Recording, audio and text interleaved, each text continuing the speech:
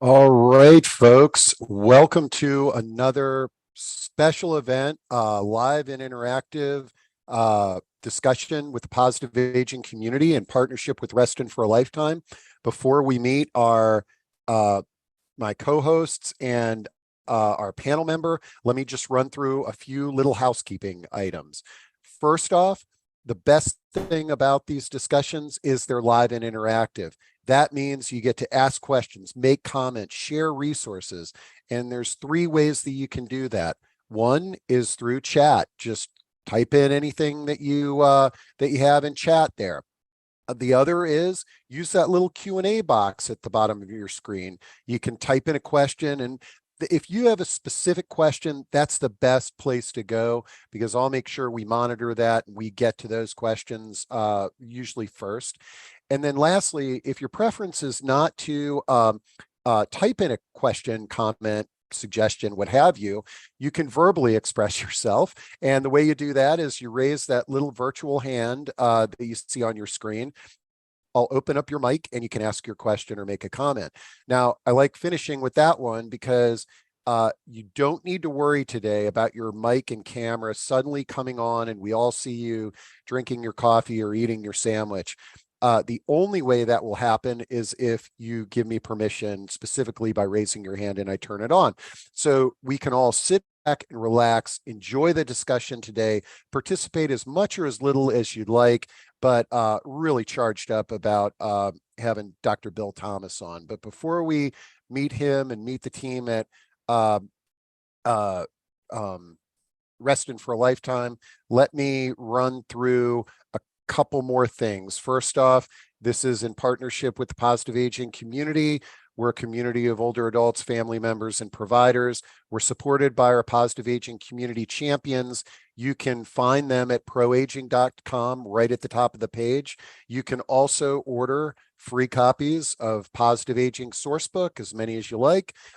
Here on the right-hand side of the page, today's discussion will be recorded. It'll be up on our website here on the left-hand side later this afternoon, but there's over 350 other recordings that you can also browse as well. And then on the right, you'll see our upcoming discussions and what we've got coming up tomorrow. I'm really excited about this one too. We are going to be talking with the author of Share the Care, How to Organize a Group to Care for Somebody Who's Seriously Ill. And my co-host on that is one of my favorites, Tracy Perkins, Dementia Home Care, How to Prepare during and after. And then you'll also see what we've got coming up for the remainder of September, but I really want to draw your attention to the discussion we've got on September 20th. This is a discussion with Sam Simon, who was one of Ralph Nader's attorneys. He has been diagnosed and has dementia. He wrote a play about his journey that he performs. And I was crying, laughing, and inspired when I saw this performance. It's absolutely amazing. We're going to have a one-on-one discussion with him, and I guarantee that's going to be a good one. So now, enough about what's coming up. I'm really charged out about what we've got going today, and to help us welcome our guests, I've got my partners here, Scott Parkin and Sharon Canner from Reston for a Lifetime, which is a village. And thanks again for partnering and bringing such a wonderful topic and presenter to us today. Thanks, Steve, for that welcome. Reston for a Lifetime is pleased to partner with ProAging to bring you this timely webinar. This webinar is sponsored by Hunters Woods at Trails Edge and the residents at Colvin Run, Assisted Living and Memory Care. First, a little bit about Reston for a Lifetime. Our mission is to inform and educate how to age in place. We do this through a robust website and a monthly electronic newsletter. We are volunteer-led, no staff. My colleague, Scott Parkin, and I serve as the lead volunteers. Scott has had a long relationship with Bill Thomas, and I'm going to turn to him to make that introduction. Thank you, Sharon. Bill just said a few minutes ago that he's known me since the 20th century. But anyway, thank you again, Sharon. So good afternoon, everybody. Through the creation of movements like the Eden Alternative and the Greenhouse Project, Dr. Bill Thomas has made life worth living for literally millions of elders, both in this country and around the world. Bill today is going to share some different ideas about better together and how to change aging. And right now, Bill is Chief Independence Officer at Lifespark, a Minnesota-based organization that exists to put spark back into the lives of elders.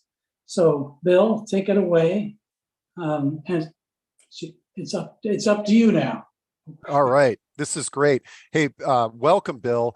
And folks, I'm going to drop off the screen here, but I want to let you all know, make sure to put your questions, comments, ideas, and Bill, I'll get those read to you, and I'm really looking forward to a great dialogue today.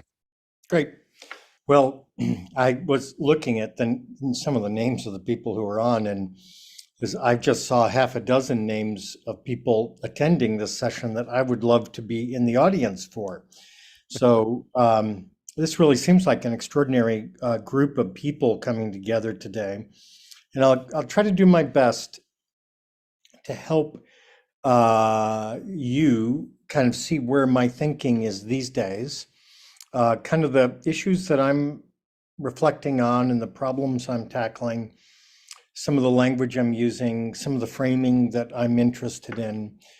But the most important part of this session is you bring in the heat with questions and comments and interacting. So really want to emphasize how important that is.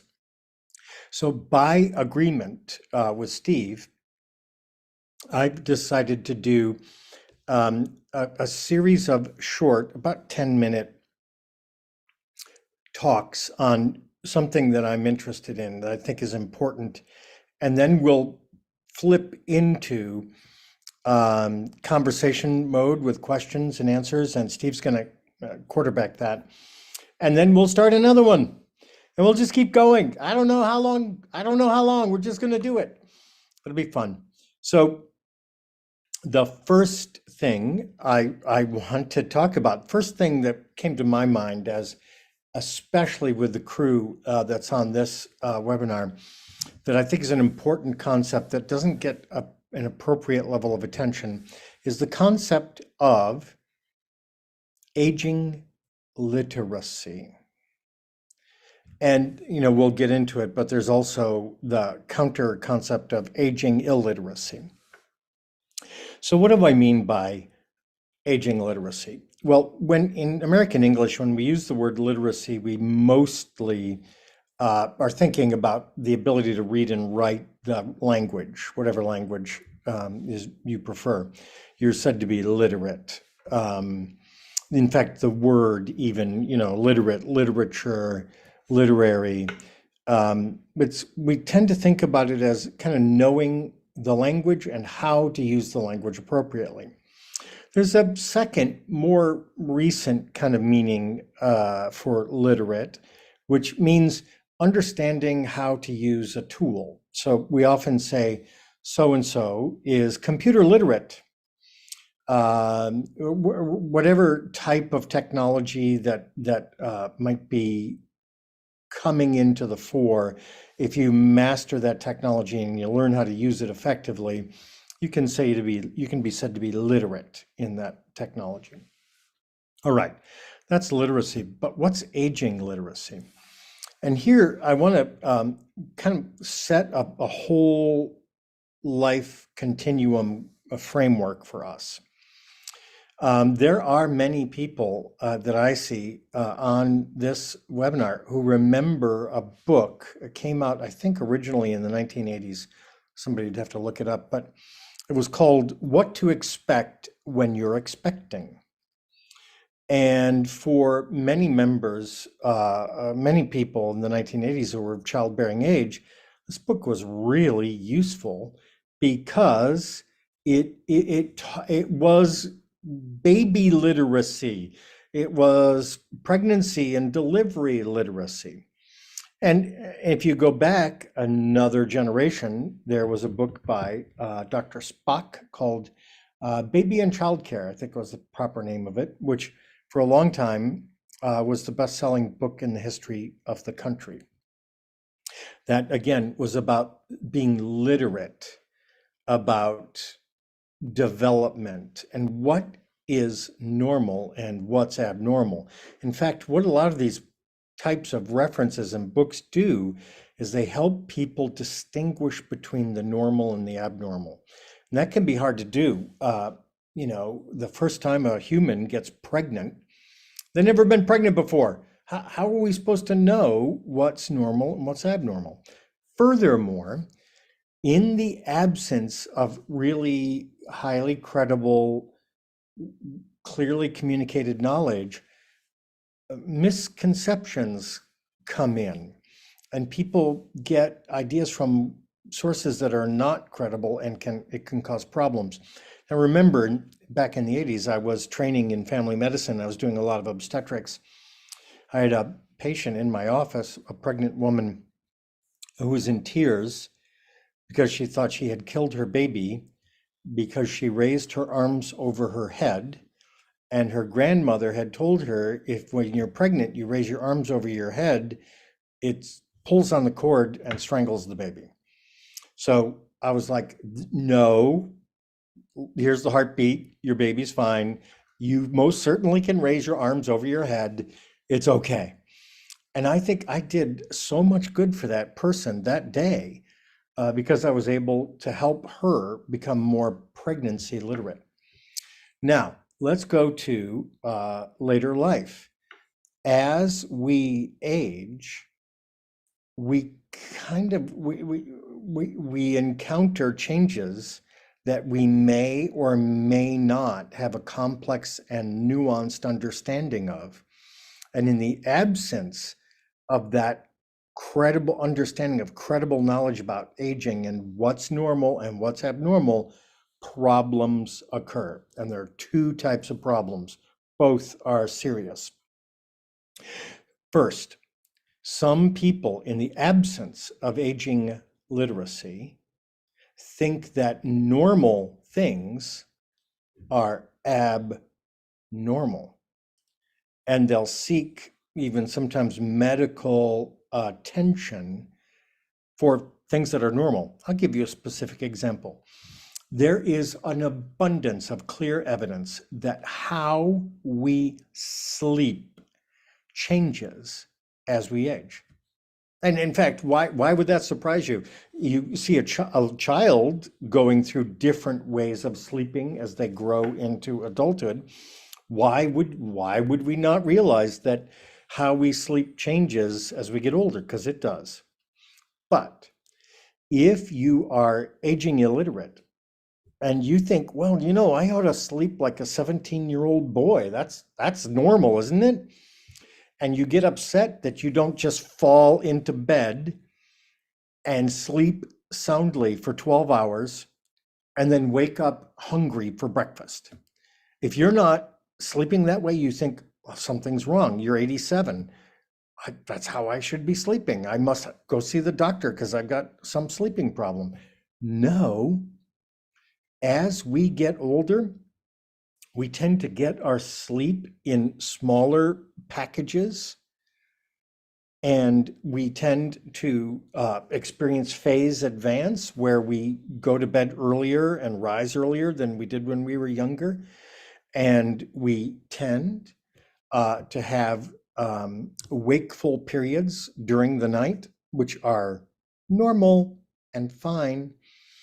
And all these things come together to contribute to older people being in the doctor's office asking for sleeping pills when in fact they're doing fine. So that's the first type of problem. I could give you many, many more examples, but a normal thing is interpreted as abnormal. The medical system is consulted, and oh Lordy, I won't go into it, but there are a lot of complications related to people getting sleeping medications they don't need. Now let's flip it around. There's also a problem with people thinking that abnormal things are normal because they're aging illiterate, right? So a very common example of this is urinary incontinence. If you go to the card rack, the birthday card rack, or you listen to ageist jokes, there are lots of attempts at humor based on urinary incontinence being associated with aging. But that it's not funny. It's a significant issue. It's not a normal part of aging. And if you're experiencing urinary incontinence, you should go to somebody who's an expert in helping you figure it out and work on it. Try to change it. Urinary incontinence is not a normal part of aging. Okay? So what happens is people take an abnormal thing and say, well, that's just the way it is. But what are the consequences of not getting appropriate treatment? Well, some people start to narrow their daily activities because they're concerned about urinary leakage, and they might withdraw from social settings that are previously very important to them because of this, untreated abnormal situation where they could get some really good advice on how to manage or improve that condition. So there we have it. We can, all of us, help ourselves and help other people learn more about normal human aging and become more aging literate. So I see Mary Williams put in the comment that there's a book, some of the books you can download online. If you want to read about aging literacy, the book Aging Magnificently has a big section on aging literacy. I only touched on the briefest part of it, but you can download that book for free and read about aging literacy at length if you want to. And hey, Bill, Yeah. lots of questions about this book series that you just wrote, and I Yeah. dropped the link into chat here Good. at Lifespark, but Yeah. it looks like you've done 4 different books here: Aging Magnificently, The Good Life, Move, Eat, Sleep, Heal, and Better Together. And these are free? Yeah. Okay. Do you want to give us a little overview about this I'll project? give you a little overview. So I'm working right now for a really extraordinary company that is dedicated to helping older people get off the sick care roller coaster and live healthier, more bountiful lives. That's a company called Lifespark. So as part of my work for them, I developed a series of 4 books. They're called the Spark Pillars. And it's a 4-book series that takes you from the very first page and confronting ageism, which is pretty important, all the way through to some of the groundbreaking work we're doing at Lifespark, Better Together. So the books are, the way books are today, they're relatively short. Maybe 30 years ago, they would have been published as 2 books instead of 4, but that mesh book, Move, Eat, Sleep, Heal, if you want to dive into what's the evidence about sleep and how to manage sleep, that's a great book to read. They're free. If you want to download them and read them, download and read them. I love them. So you said the word innovative, and that always gets my attention. Can you give us an overview of some of the innovative projects that you're working on right now? Well, I think there's two things that I'm bringing together. The work that I'm doing and those books bring these ideas together. On the one hand, and I'll talk about this in our time together, I'm addressing the risk deficit that many older people live with. And I'm actually working to help people live more risky lives and have more risk and chew that risk up and enjoy it. And I'll get into that. And then the second thing is I'm helping people have less risk in terms of their exposure to the medical system. I really believe that healthcare is coming home, that we are entering an era where fewer and fewer of us will spend time in acute care settings and in facilities, and more of us will be supported in a home of our own choosing rather than in a institution. Great. Putting those two things together. I love it. All right. Well, we got a lot of questions and comments, so you want to jump in? Okay. So Patricia was the first person on the list here. So how do you know when to go to an assisted living place and discuss it with your family? I would love to hear your response to that. Well, the question is often framed in terms of failure and weakness, and that's an unhelpful frame. I prefer to frame the question around strength and connection. So my work every day is helping people age in the home of their choice. Home of their choice. That house on the street isn't got magic wand in it. You know, you might love your house, but your house does not love you. You may be living with social isolation because of where you're living. That's no good. So I actually encourage people to think about the virtue of social connection and eliminating the burden that the house is putting on you so you can put more energy into health and well-being. And the other thing I'll say, Steve, in years and years of practice, just about everybody moves too late. I don't know. I might have seen a few cases over the years of somebody moving into assisted living too soon, but pretty rare. Yep. So try not to be the move too late person, because you're going to miss out on some of the strength related attributes that you can get in a community like that. Okay, and speaking of another innovative project that you've been involved with, Nicole is asking, how is the Minka project coming along? And if you could tell folks about the Minka project and what that's all about. So we merged the Minka project into an entity called Calamos. And for the folks on the session who've read my earlier books, a lot of people know that I wrote a series of novels about a land called Calamos, where elders lived at the heart of the community. So we've taken that Minka's housing concept ideas and folded into a bigger package called Calamos. And currently, we're working on a grant project that the state of Colorado gave us a chance to undertake, where we want to design a community, a Calamos community in Loveland, Colorado, starting in 2024. Would be about 100 small, not tiny, but small homes, very densely clustered, based on the novels.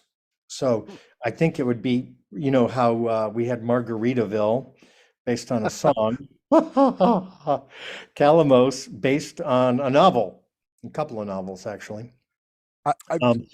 Go ahead, Steve.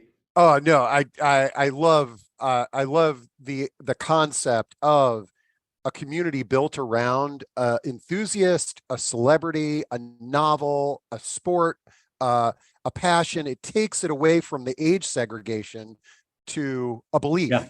Well, Steve, I'm okay, and everybody on here right now, I'm going to double pump underline this.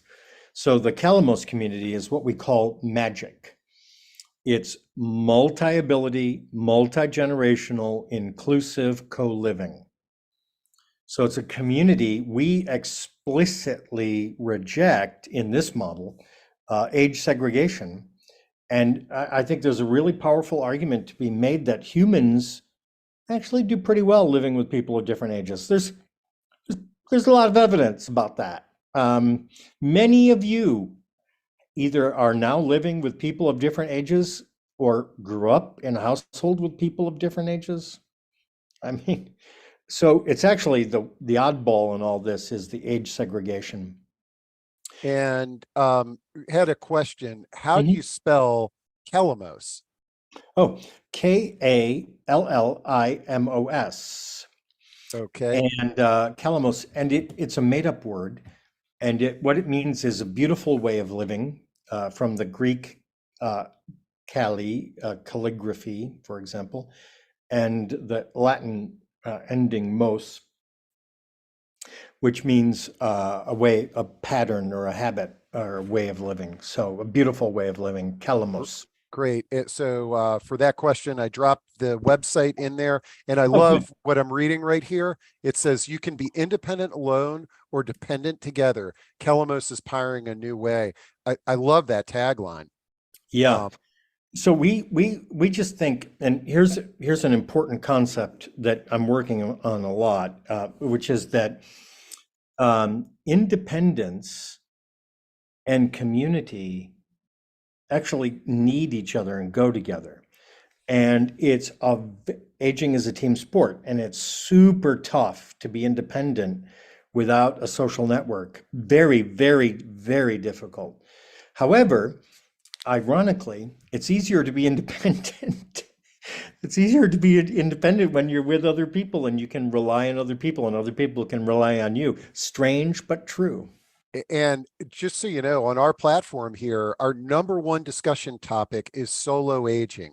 Right. And the people that tune in to the solo aging discussions, they may have spouses and family, but they are some of the most empowered people looking to connect and make plans and create a supportive lifestyle for themselves in case something happens. Look, everyone should be looking at and learning from the solo agers.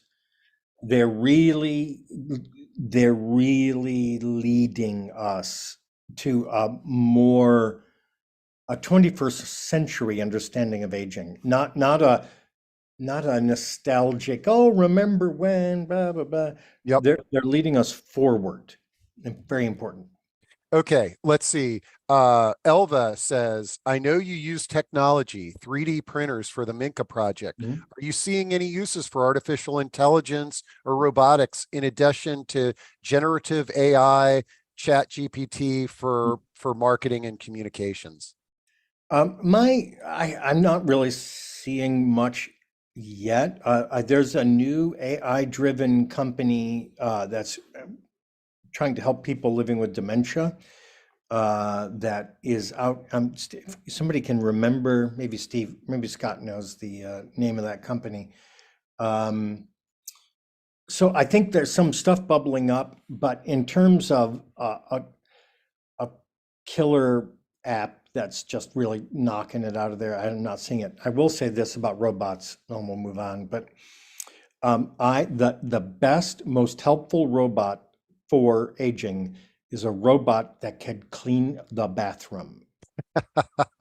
So when I get that robot, I'm going to be very excited. Yeah, they haven't figured that out. They know how to cut your lawn and vacuum your floors, but I totally agree. And that's also where, regardless of our age and our ability, I've fallen down a million times trying to scrub my tub. Okay, Jose says, do you believe the population shifts towards elders will lead cultures back to caring for their parents at home? If so, what changes do you think will be needed for our culture to sustain and iterate caregivers? Wow. Oh, that's huge. I do not believe that is going to happen. And I can say why. I'm talking about American society, North American society. I'm not talking about other parts of the world. But in order for families to provide kind of continuous in-home care for older relatives living with frailty and or dementia, there needs to be a large reserve of unpaid labor, family labor available. In the past, in our society, that unpaid labor has been almost entirely female.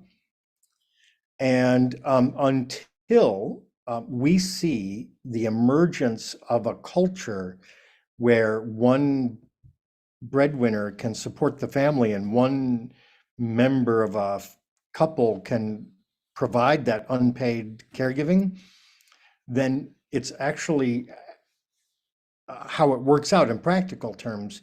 It's saddling women primarily with a losing proposition.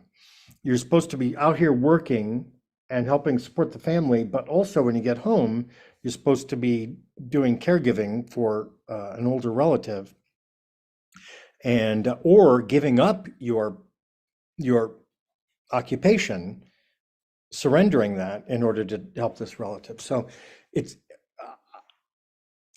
I think a lot of families would choose that path if our culture compensated people in a way that made it possible. So that's not something I see happening. Maybe it'll happen, but I'm not seeing signs of it right now. Great. Okay, let's see. Angela says she agrees with you, and she says people do move too late. I often experience people ignoring the reality of their physical or mental condition. They are fiercely, often stubbornly independent. Everyone else is aged, but they haven't. How do you help folks accept and embrace their customized reality? Well, look, so I'll just say one thing about aging and being a geriatrician, right? So one of the first things you learn when you're a geriatrician is there's no fool like an old fool. So, we like to, older people are wise, but no, a lot of older people are victims of an ideology promulgated by John Wayne that somehow they're impervious to bullets. I don't know, whatever. They don't need to eat, they don't need anybody. They're just going to ride their horse across the desert. And it's all nonsense. And one thing in my practice, I would always remind people, sorry, but you've been dependent on other people your entire life. And don't give me this blah, blah, blah independent thing, because you need other people. And as we get older, the clarity, it's possible to see that more clearly, that we need other people. And yet some people in the old fool category just believe things that aren't true about their own capacity, about how we live as humans, and they suffer. They really suffer for it. Okay, now I'm not sure if I've ever heard you talk about this, but Lee is asking you, do you talking about death and dying? Like, how do you talk to folks about that? Well, okay, so I might be, well, my background is slightly different than many people on the call in that, geriatrician, in my practice, in years I was in full-time practice, 30% of the people I took care of would die every year. And it's kind of interesting because an oncologist that had that an oncologist would like jump out of a window if they lost 30% of their patients in a year. But I lost 30% of my patients every year. And so for me, here's what I found. A completely open, natural, sit down, focus. Now tell me about how you want to die. Tell me what you want. Tell me what you don't want. I would say things like, I'm probably the last doctor you're ever going to have, so you better tell me. I'm probably going to be taking care of you when you die, so you better let me know what you want. And that, because I didn't have difficult feelings, that the people I was talking to didn't think they had to protect me with happy talk, or denial. So many older people would really open up and say, wow, doc, this is what I want. This is what I won't want. I'm like, I'm writing it down. because that's what we're going to do. And you can count on me, and I will protect you. And I'll do my best to make sure you get what you want and don't get what you don't want. Man, So that's the thing. People, if you really raise it and people don't feel responsible for not making you feel bad, they'll be pretty honest with you. yeah. And Lee, we did a discussion a few weeks ago on this book. Let's talk about death over dinner. And I'm dropping that recording into chat. But those and the death cafes, it's some of the best discussions I've ever been involved with Right. are Yeah, centered around death. Right. Look, I love, there's an old saying, but despite all the improvements in modern medicine, the death rate remains stuck stubbornly at 100%. Yep. That's And that's great. not Okay. seeing that change. Okay, Go ahead. Sharon has a question. Can you address the role of elder villages in the future of aging at home, and similar to Reston for a Lifetime? Yeah, so elder villages are if you, and again, I'm taking you back to the books, right? So in the books, I discuss really at length the historical experience of what are called friendly societies. They have very deep roots in human experience, but we're most familiar with them in kind of medieval Europe and into the early modern era, especially during the Industrial Revolution. These were people who just got together and said, look, this is really hard, this life thing. Let's help each other out. So sometimes they're called mutual aid societies. There's a very, very rich history of them. And the village to village movement is a 21st century manifestation of an idea that is millennia old. And that's it. When you've got when it's tough going, come together. That's the insight. That's very well proven. And some of the friendly societies have endured for many centuries. Right. And that I see villages as a very powerful modern example of that. And I found an article on mutual aid societies that I'm dropping into chat for folks. Let's see. The oh, there was a good one here. It's Can I just grab one that came up, Steve? well, yeah. So Virginia is saying there's a stigma placed on you if you ask for a little help or service. It's not easy asking for help. Now, listen, Virginia, listen to me. Here is where that comes from, and here's how you can eliminate it. Listen. The reason older people are afraid to ask for help is because there's an unstated assumption in American society that if you ask for help, you lose autonomy. And the more help you ask for, the less autonomy you hold on to. And the way out of the box that you're describing here is to state it explicitly. I need a little help. And I want to remain in charge of my own life. I'm telling you right now, I need a little help. And part of that help is you not telling me how to run my life. And we can get along great if you can give me a little help and I stay in charge of my own life. So it puts the cards on the table face up. And you can enter into an agreement with somebody who can give you a little help, and then call them on it if they try to start running your life. And that works pretty well. I love it.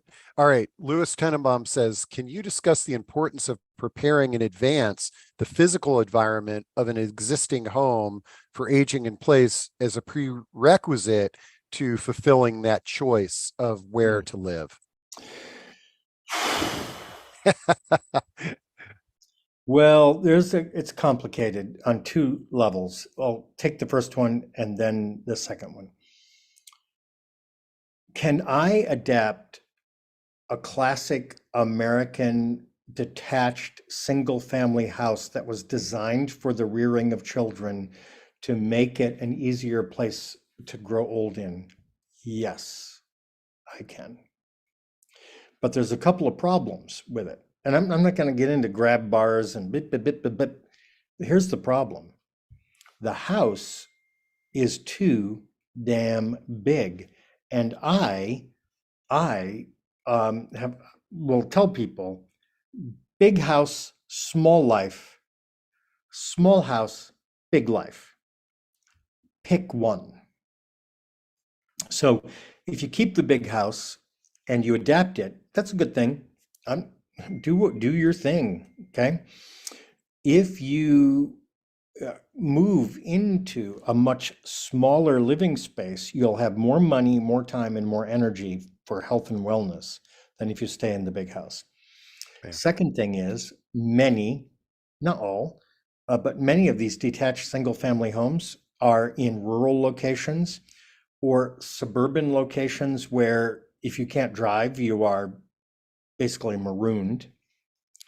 So you can adapt that classic single family home to make it more age friendly. Absolutely. And if you want to do that, by all means, but also consider finding housing that's better suited to who you are now and how you live now, where things are more walkable, where the load of expense and maintenance is decreased, and where you have a better chance at building a social network.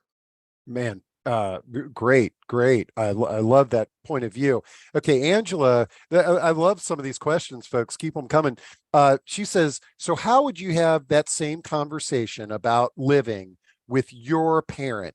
Would it be as straightforward? About living or dying? Living, dying, or, Okay.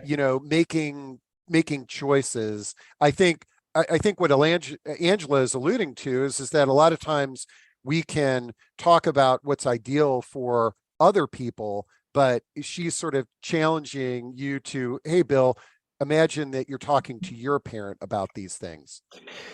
So my mom and dad are 84. And I will say I do my best to honor them by being exactly as blunt and honest and unsentimental. That's not uncaring, unsentimental with them as I am with anyone I genuinely care about and love. Me pretending things are pretending, I'm not up for that. And I tell both my mom and dad, you do whatever you want. I'm not going to tell you yet. I do have to counsel some of the younger relatives in the family about, hey, these matriarch, patriarch get to live life however they want, and you don't get to call the shots. But anyway, I'm lucky, I guess maybe, that I have a unconflicted relationship with them, and they're able to receive my honesty as a kind of caring. Maybe there's other people where that's not possible. I wouldn't be judging that, but I bring exactly the same thing you're hearing here, I do with my own mom and dad, and I hope to be helpful to them. I love it. Okay. Elva, again, Elva, you're going to get the gold star today. Great questions. She wants to know your opinion on medical aid in dying. And Okay. has that changed over the years? No, it really hasn't. Let's be clear. Let me distinguish. I believe not only many more elders choose the timing of the end of their life than you realize. And that's a personal choice made by people. And again, like I say, I have nothing to say about that. That's your call. I have always opposed medical aid in dying for two reasons. Number one, it's hard enough trying to help people have a good life. And I want my work and my profession, I'm dedicated to helping people find health and well-being to the last breath, if we can get there.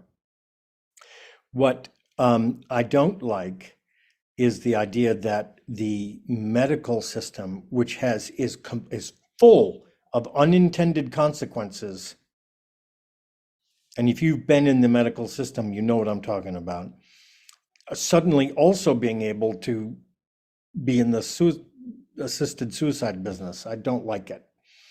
So on the one hand, people should be free to do what they want. On the other hand, harnessing the medical profession and the health system with medical aid in dying is not something I favor. Got it. So, Excellent. Okay. Nicole asks, is there any credible evidence, in your opinion, on how to possibly prevent dementia through lifestyle changes? yes, there is. Does you want to know what it is? Yes, I think we all Okay. do. All right. It's exercise.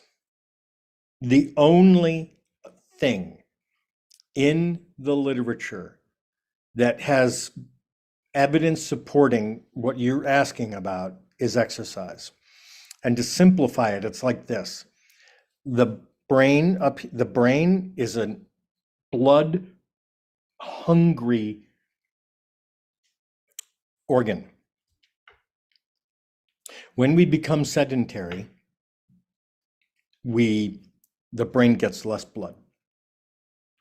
Physical activity puts more blood in the brain and helps sustain the neural tissue that's there better and longer. And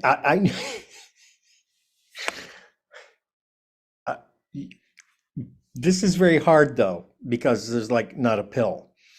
I remember years ago, there was a study on Viagra that came out where they divided a group of men with erectile dysfunction into two groups. One group got Viagra and the other group got regular exercise and kind of physical training, coaching. The exercise group did better than the Viagra group. Once again, blood. That's it. Your brain needs blood. And Exercise is the way to do that. yeah, you can deliver blood to your brain. Do it. Okay. We got a couple of really good ones here. I'm gonna let's start with this one here. It says, if Dr. Bill Thomas got a blank check where he would travel to learn from and do more research about another society about how to age more magnificently, what does that look like? I'd be on a jet to Scandinavia. And I can really tell you, it's not even close. I have been in Asia. I have been Australia, South America, North America, Europe. Scandinavia is hands down better. And the reason is they just don't make a big deal about it. They just try to help people live. And so they fold these innovations and interventions into the fabric of society. I'll give you an example. I was visiting Stockholm. I was north of Stockholm, and a friend took me to an apartment building, random apartment building north of Stockholm, right?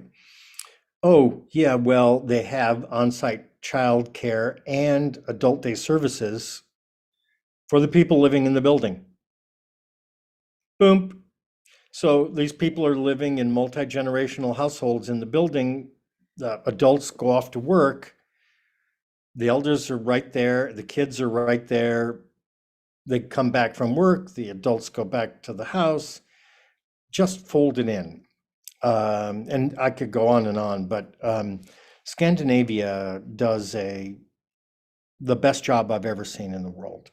Great question, and I'm going to look into that. I love that. Okay, so here's another good one. From Sonia, who says, along with holding up independence as the gold standard for aging well, there's a lot of focus on successful aging, so that people who are living with various disabilities as they grow older might hear a message that they're failing or less than adequate. she feels this is detrimental for so many reasons. What, from your perspective, can we do to address this? I love that, Sonia. Yeah, okay. So let me just talk about, quote, successful aging for a second. Embedded in the concept is the idea that people are successful at aging if they don't change.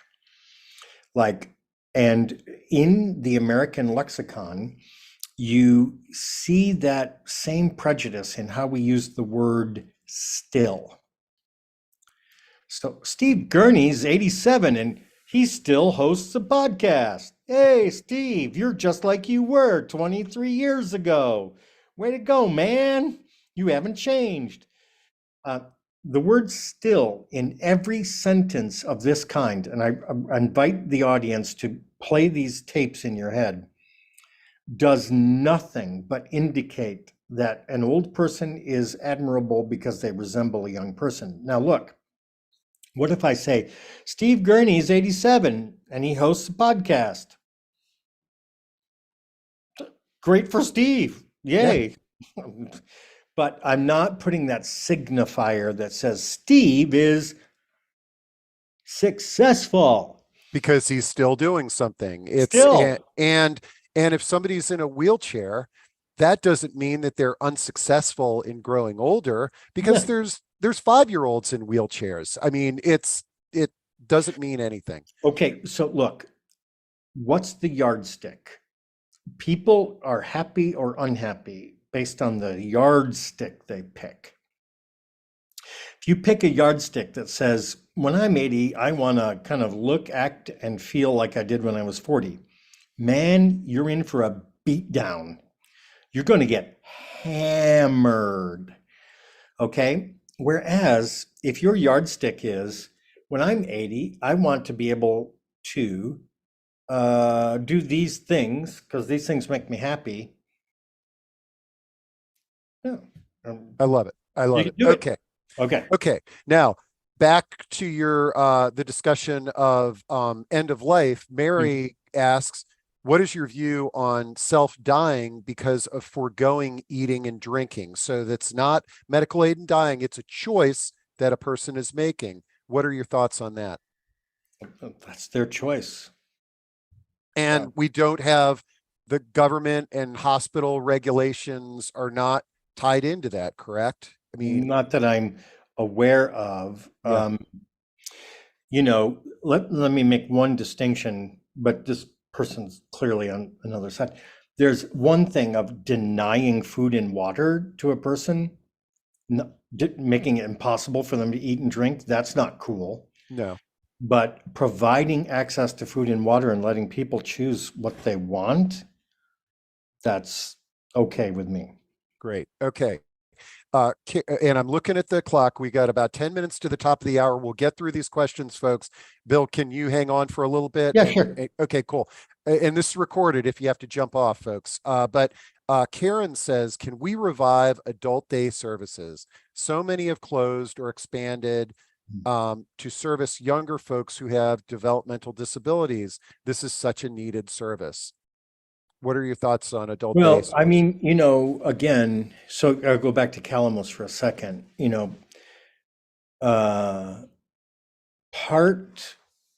so yes, people being served and supported in the least restrictive environment, I'm always interested in that. That being said, how organic can we make that? If I had the magic wand and I didn't go to Scandinavia, my magic wand would be that older people were participants in dense social networks of reciprocity. That's the magic wand. And so to the degree that what we know of, what we have known as adult day services, could be woven into those dense social networks, I'm really interested. To the extent that adult day services are in a big building, in a random place with totally age segregated, I'm less of a fan, you know. And density solves the problem of being car dependent because we can now walk. If you don't Yeah. need to drive, then losing your car keys or deciding not to drive doesn't isolate you as much. Yeah, I give you, I won't go into details. I happen to live on a dirt road, and it's so narrow, and there's a cliff on one side that cars can only go about 5 to 10 miles an hour. As a result of this, I know by name all of my neighbors, not just by name. I know them, I know their kids, I know their grandkids, etc. And so that walk density, walkability, and reducing the car-centric dimension. I mean, a car-centric society is not congenial to old age.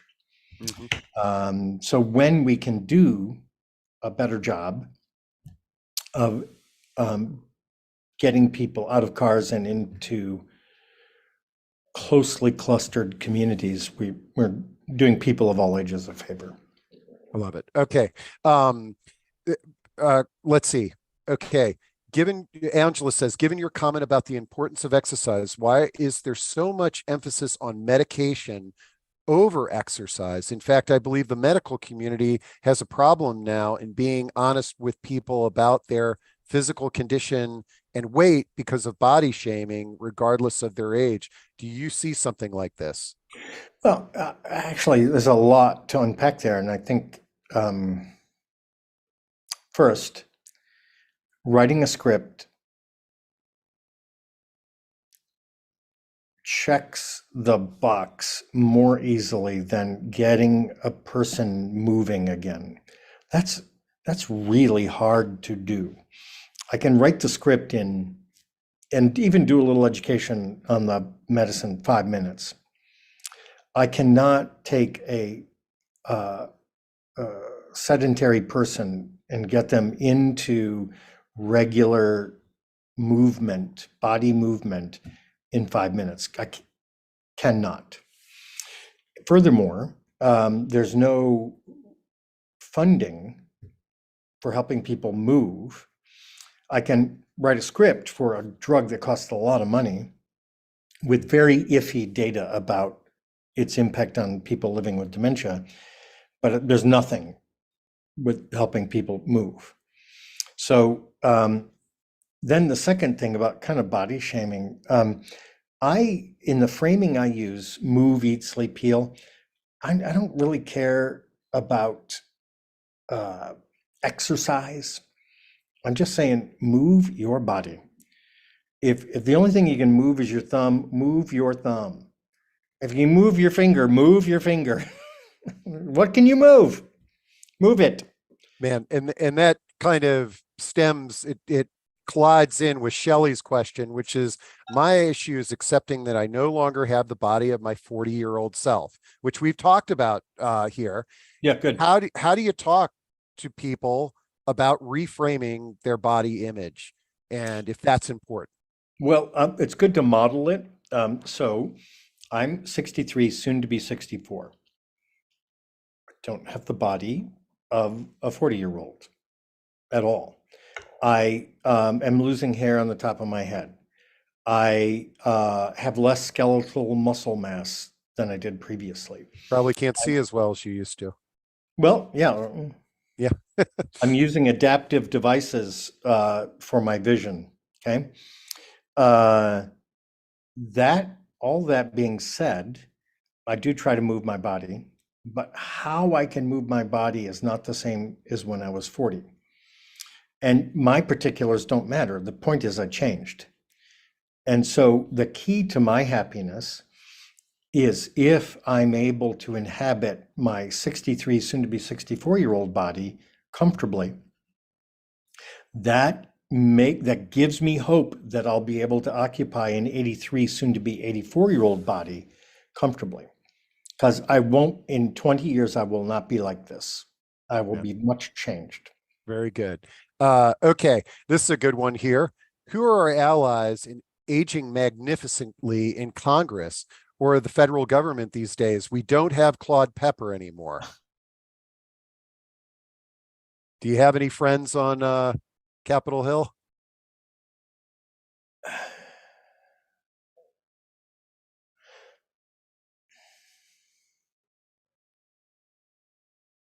He No, used to. I used to. Remember Senator Grassley? Yeah.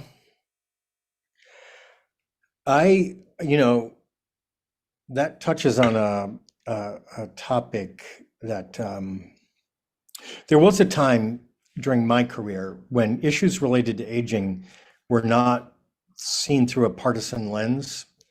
And the people I would talk to with Scott Parkin by my side on Capitol Hill were one party or the other party. I literally made no difference to me or them when we were talking about aging, because aging, it was like a universal phenomenon, and there's things that could be done to improve the well-being of older people. But I don't see it that way. I don't see our political establishment that way today. Great, I great. have a question, Steve. Yeah, jump in. In the introductory remarks that we had and wrote about, there was a phrase called "aging is a team sport." Mhm. And I know you don't have a lot of time left here, but could you talk a little bit about gamification and how that's working?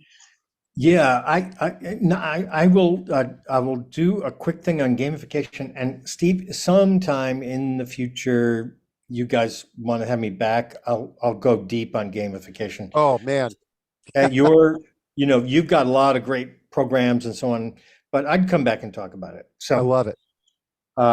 okay, so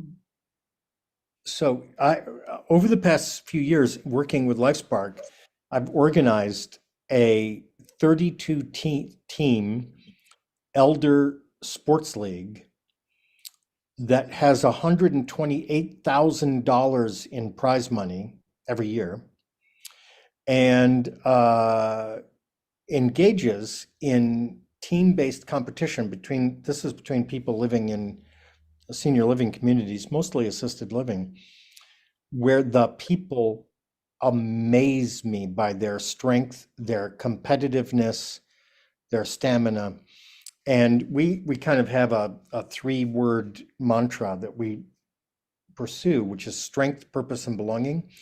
And I can tell you that giving people an opportunity to be on a real team, competing for real stakes in a real league, is very attractive to people living in senior living. And if you want to dip your toe into it, the 4th of those pillar books really talks in depth about the Spark Performance League. And like I said, sometime you invite me, I'll come back Oh, and you'll be getting an email from me within 24 hours on that one. The we'll door do is that. always open, man. I can't wait. In the beginning of the discussion, you talked about aging literacy, and I think that caught a lot of people's attention. Donna asks, can you recommend strategies for gaining paid employment, preferably remote, in positions that advance aging literacy? So, I think we need to, but I'm not sure if there's jobs in aging literacy. It's more taking that mindset to any job that you have out there. Yeah, I'm not aware at this point of specific remote work devoted exclusively to aging literacy. I think your point's a good one. It's got to be infused into all the work we do, all of us, all the time. And by work we do, I mean paid employment and the work we do on ourselves and with ourselves.